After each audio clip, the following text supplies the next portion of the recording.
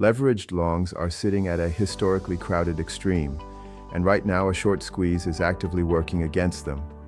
That tension is defining today's market. Bitcoin is trading around $64,000. That's roughly 10% below a falling 200-day moving average. The daily trend remains bearish, but short-term momentum is bouncing off oversold levels.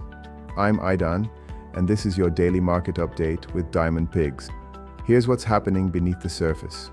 Funding rates, the cost traders pay to hold leveraged positions open, are sitting at the 94th percentile. That means long positions are historically crowded.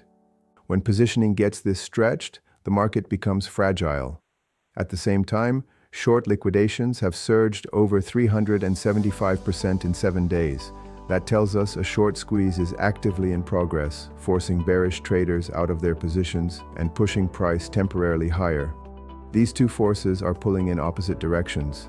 On-chain, more Bitcoin is flowing onto exchanges than leaving them. That's a signal holders may be positioning to sell.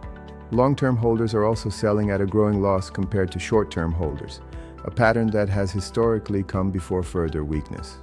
Macro conditions are calm, but they aren't offering a catalyst for a reversal.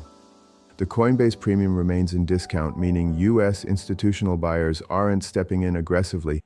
The Diamond Pigs BTC Bot is currently leaning bearish. The structural evidence, crowded long positions, on-chain selling, and a falling 200-day moving average outweighs the short-term squeeze noise.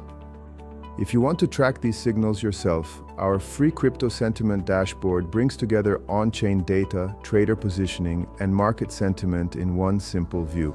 I'm Idan from Diamond Pigs. See you in the next market update.